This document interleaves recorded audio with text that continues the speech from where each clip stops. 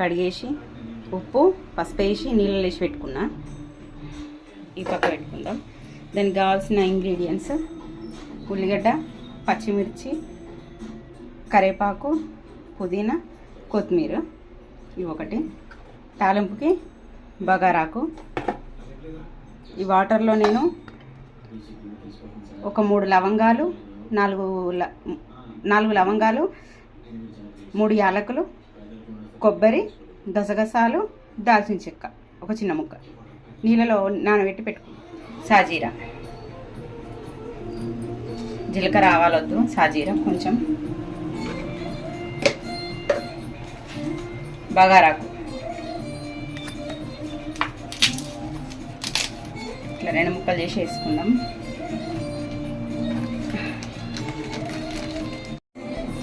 Stone flower, బండపువ్వు,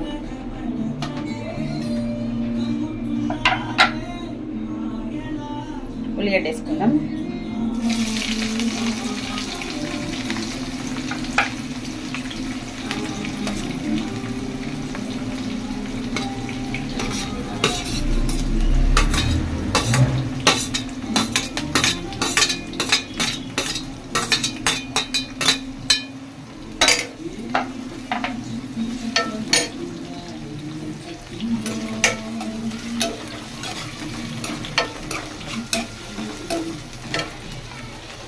కరివేపాకు,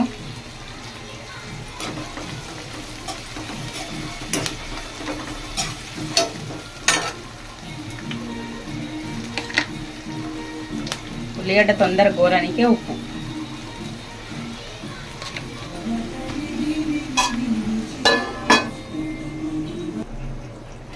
చూద్దాం ఇప్పుడు.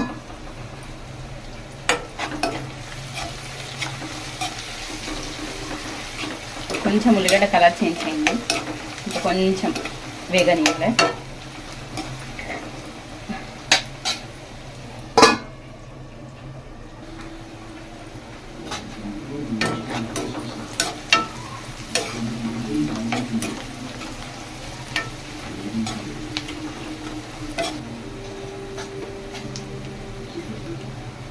ఉల్లిగడ్డ వేగింది కదా, పుదీనా వేసుకుందాం.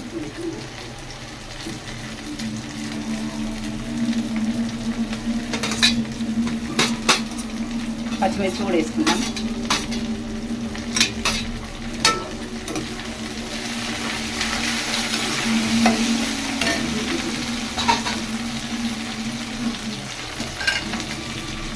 పసుపు కూరకు సరిపోయేంత.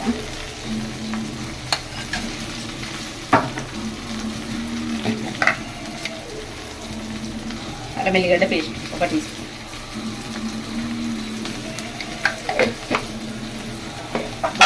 మొత్తాన్ని ఇప్పుడు కలుపుకోవాలి.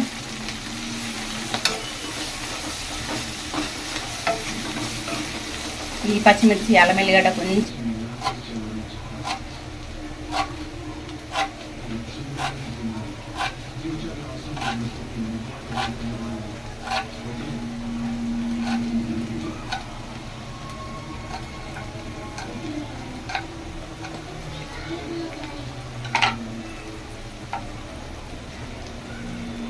కొంచెం కొత్తిమీర కూడా వేసుకుందాం.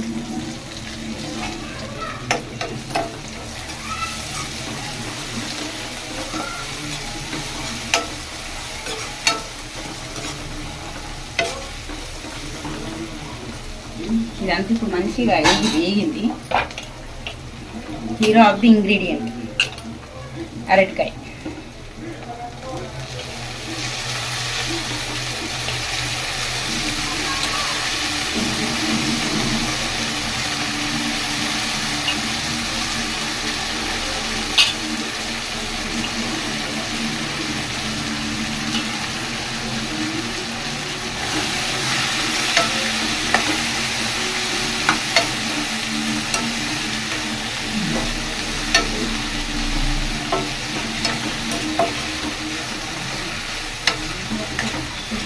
మీకు తెలియని విషయం ఏంటంటే, నేను కూడా ఈ అరటికాయ కూర వేయాలి, ఫస్ట్ టైం చేస్తున్నా.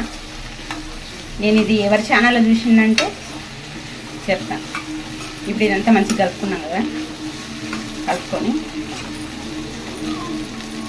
మూత పెట్టి ఒక 5 నుంచి 6 నిమిషాల వరకు మంచిగా స్టవ్ సిమ్లో పెట్టి అరటికాయని మగ్గనియ్యాలి. చూద్దాం ఇప్పుడు.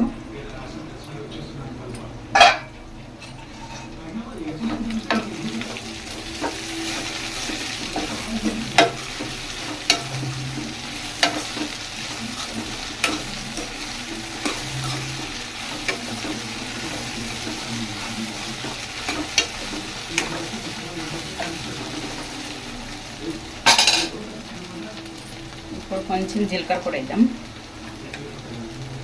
ఒక 1/2 టీ స్పూన్. కారం రుచికి సరిపడా, మీరెంత తింటే అంత తీసుకోండి.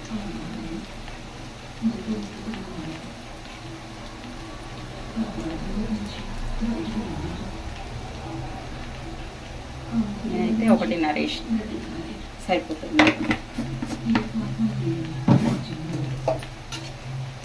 ఇప్పుడు మనం వేసినవి ఈ ముక్క కారం పట్టుకోవాలి కదా, కలిపేసి మళ్ళీ ఒక 5 నిమిషాలు మూత పెట్టి మగ్గించుకుంటే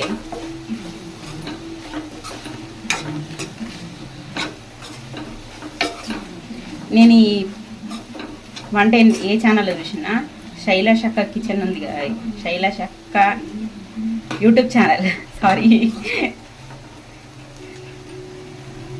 ఆ అక్క దాంట్లో చూసిన నాకు ఎందుకో మంచిగా అనిపించింది. ఇప్పుడు మూత పెట్టేద్దాం. ఇప్పుడు నేను ఈ మసాలాలు ఇవన్నీ నీళ్ళు వేసి నానబెట్టుకున్నా కదా, ఇది నా దగ్గర పచ్చి కొబ్బరి లేకుండే ఎండు కొబ్బరి కూడా నానబెట్టుకున్నా, కానీ నానబెట్టి ముక్కలు చేసి ఇప్పుడు ఇది మిక్సీ పట్టేసుకుందాం. వాటర్లో నానబెట్టుకున్నా కదా, ఇట్లా వడగట్టుకొని మిక్సీ గిన్నెలు వేసుకోవాలి.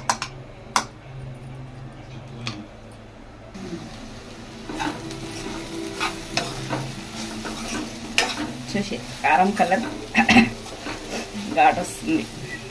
ఇప్పుడు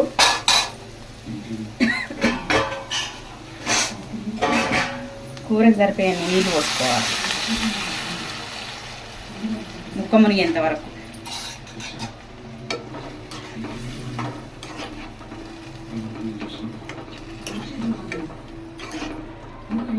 అరటికాయ ఉడికిపోయింది, ఇచ్చుకపోతుంది ముక్క.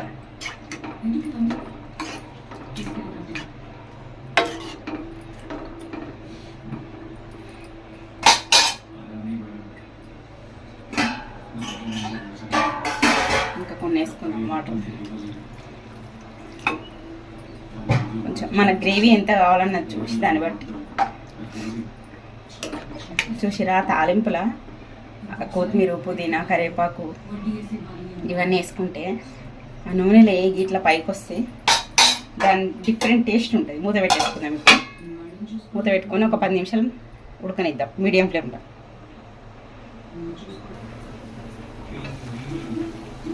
చూసిరా ఉడుకుతుంది. స్మెల్ అయితే అద్దరిపోతుంది. నిజంగా అక్క చెప్పింది స్మెల్ అయితే అద్దరిపోతుందని. సేమ్ టు సేమ్ నిజంగా ఇంకా తింటే ఎంత బాగుంటుందో.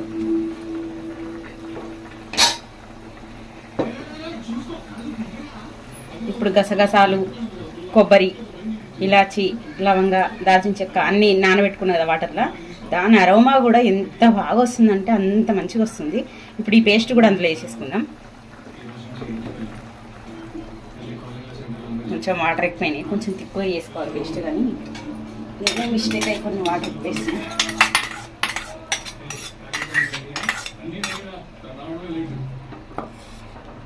కానీ అయినా కర్రీ ఎంత చిక్కగా వచ్చింది చూడండి.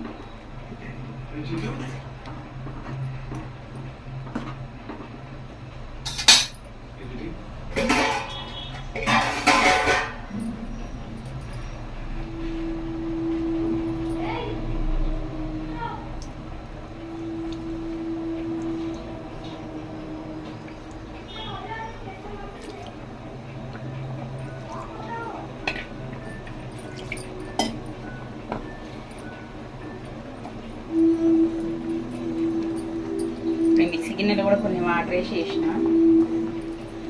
ఈ స్టేజ్లోనే ఉప్పు కారం చూసుకోవాలి.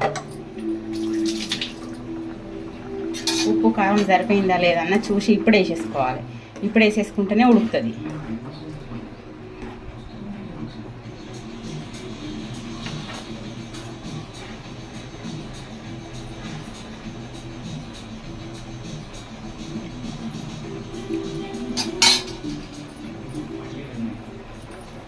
కారం అయితే సరిపోయింది కానీ కొంచెం ఉప్పు సప్ప ఉంది. నేనైతే ఉప్పు వేస్తున్నా.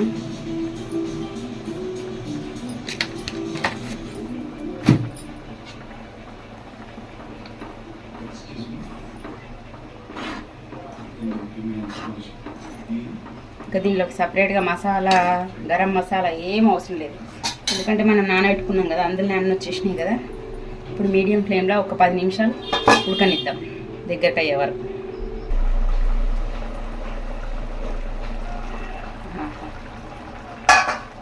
చూద్దాం. కర్రీ స్మెల్ అయితే అదిరిపోతుంది. అయిపోయింది, దగ్గరికి వచ్చేసింది. స్మెల్ అయితే స్మెల్తోనే కడుపు నిండిపోతుంది. లాస్ట్ అండ్ ఫైనల్ కొత్తిమీర.